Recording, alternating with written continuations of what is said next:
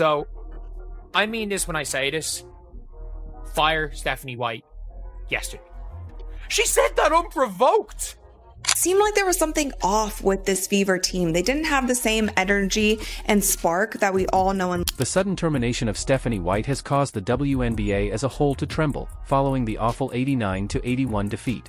Caitlin Clark led the charge against the Aces last night, forcing her coach to resign. This is more than just a change in coaching. The fate of the Indiana Fever could be entirely changed by this significant shift in power. Really not good situation right now. And you've now got Stephanie White, a coach who has, let's be honest, she's lost her smile. Stephanie White is out, and Caitlin Clark's fingerprints are all over it. This is more than just switching coaches. The story of Indiana Fever has drastically changed. Superstars hardly express their rage get out of hand in this way, but it's a warning when they do. The indisputable face of the Caitlin Clark has had enough of the Fever. To be clear, there was more than one subpar performance that led to this firing. Or even just one bad season. That it has to do with a culture, a system, and a coach who made the wrong choice when it mattered most. Doesn't have a point in the last quarter. As it was the last quarter and a half? Or was it the last 6 or 7 minutes she didn't have a point? Now let's return. The crack started to show after that terrible game versus the Golden State Valkyries. It's far from being flat. The Fever seemed outplayed, out-hustled, and lifeless in every way. The explanations didn't sit well, even though it was a challenging time period, believing it to be just one of. Everyone moved on those nights, but then came the Las Vegas Aces game, which left a lasting effect. night, the Las Vegas Aces defeated the Indiana Fever 89-81. And this game was disappointing for many fans, not only for the fact that it seemed like the Fever had this one in the bag, but they kind of gave it away at the end of the game. Everything collapsed in the most agonizing way possible, with the Fever leading by 10 points. Stephanie White was irresponsible. Errors, delivered subpar work, and made no adjustments. No, Becky Hammond, she made changes on the opposite sidelines. Altered defenses and stopped Aaliyah Boston from making simple baskets. With his arms up, White stood there, crossed, appearing powerless as the Aces altered the game's trajectory. At the moment, the score was 89-81. They had lost when the last whistle rang. I thought for the most part we did a lot of stuff that coach wanted us to do, and that wasn't why we lost. Caitlin Clark has also been the team's mainstay and most reliable player, but engines may stall if they are overworked and unsupported.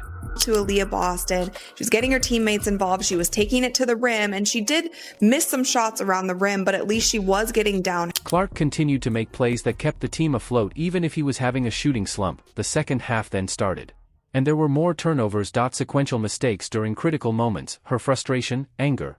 She had a look of disappointment on her face. There were other issues besides her game. It was the system's failure encircling her. She has handled it better than I think any celebrity has ever handled any kind of spotlight on. When you're a celebrity, people blame you. Is it equitable? However, it was Clark's. She accepted accountability for her mistakes following the game and admitted them. Let's be honest, though, she wasn't solely to blame. There was total anarchy throughout the offensive. The rotations were questionable, and the lack of any carefully considered changes shouted one thing: failure in coaching. It is not going to work for this team.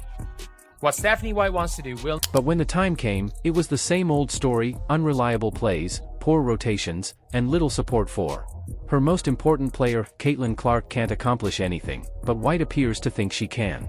By the way, I'm not saying what Stephanie White wants to do is won't work in general. Won't work in general. Because it has worked. She's had success. But I'm saying what Stephanie White wants to do will not work for this team. On the other hand, Becky Hammond exemplified what a great coach does. After seeing Boston, she exclaimed, "Enough." Control the first half and use slide screens to make easy layups. When the Aces switched up their lineup, Boston was neutralized.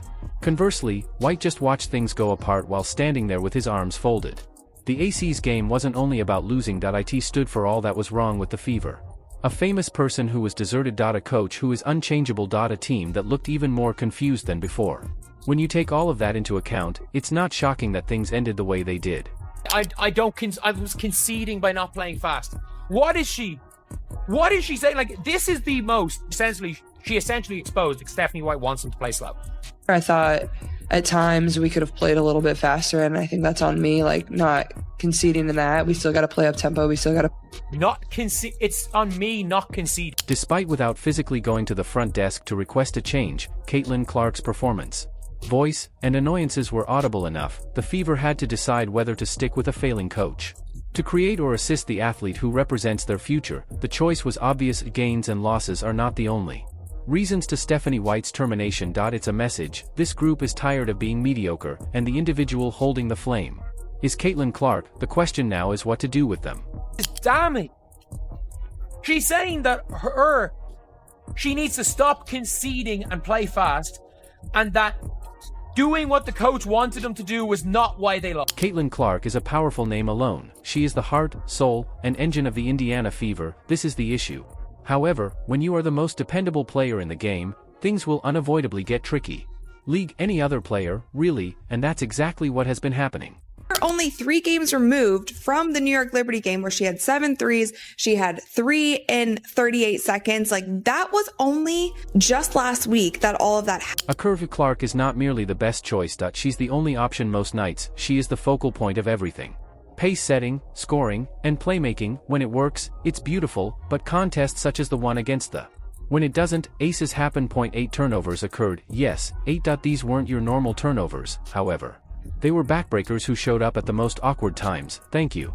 What I'm worried or concerned about, and what a lot of fans are concerned about, we don't want to see Caitlin Clark lose her confidence on the... Now let's talk about those turnovers. Are they all concentrating on Clark? Not entirely. She's working too much.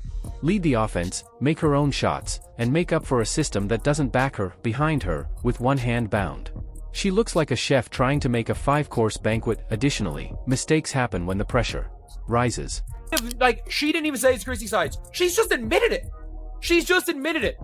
That the coach does not want her to play. However, this is where things become complex. Great responsibility comes with great power. Clark knows this. She has accepted responsibility for her mistakes, even when the system set her up for failure. That's leadership. But let's be real, what is the maximum amount of weight that one player can handle before it becomes too much? Do you remember the thrill of the intensity of the Fever in the off-season? Stephanie White could not stop talking about it. We possess the components. She said we possess the depth, actually, since it doesn't seem to be the case. Her yesterday. And the reason why is not that Stephanie White is a bad basketball coach. It's not that Stephanie White is a bad motivational speaker. It's not that Stephanie White has done a bad job defending her. White actually gave us a nightmare instead of the dream he had promised. The offense is made up of settings where Clark is responsible for all the heavy work, and reliable, untrustworthy slipscreens. It is comparable to continuously viewing the same terrible movie. The rotation options should not be disregarded. Brianna Turner over Dantas. Why? Turner is given 6 minutes, which is disastrous. Dantas, meanwhile, seems oblivious to the ground. Fans and analysts are left confused. Stephanie White and Caitlin Clark fundamentally have different understandings of the sport of basketball.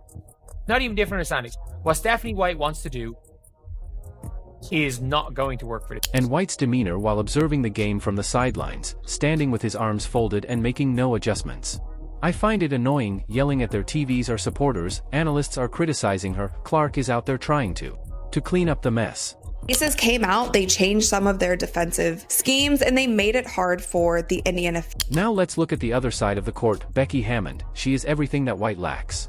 Sharp, decisive, and always 2 steps ahead. The Aces game was a great example. Aaliyah Boston was unstoppable, making easy layups by slipping screens during the first half. So what did Hammond do? Make changes. Just swap, she pleaded. That's all. It was simple, effective, and completely shut down Boston in the second half. Meanwhile, White folded her arms as she watched her team fall apart.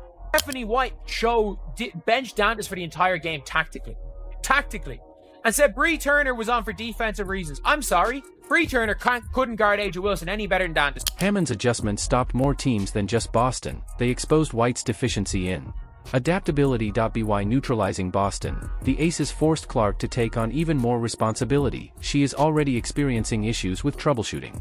Now, she's trying to lead the team against a defense that knows just how to stop her. And she's just confirmed it.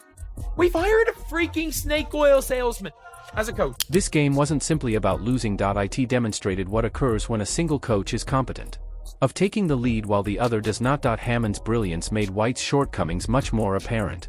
That is the first time that she's the... Caitlin Clark is not only a basketball player, her attempt to be the team's leader is causing her pain.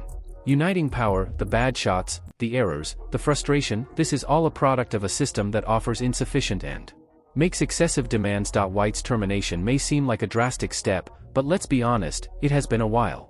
The Fever needs a coach who can take on some of Clark's duties, someone with the ability to create an offense without fully relying on her. Since this isn't currently sustainable.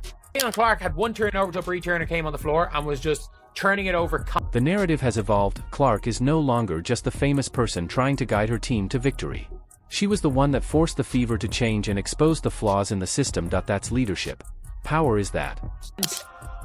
I mean this sounds like this is Caitlin Clark coming out for the first time and saying, I want to run fast, coach. So here we are, while White is out, Clark stays upright. Will the Fever eventually produce a mechanism that permits their star to shine, or will they keep asking her to do things that are impossible? This team is about to make a change. Point, and Caitlin Clark will decide their next course of action. In contrast to the Golden State loss, the A's game was a total collapse. Was shaky. Let's not sugarcoat it, this was the worst Fever loss of the season. There were no free throws throughout the first half. Yes, 0. How in the world does that happen? No aggression, no animosity, and no attempt to attack the rim.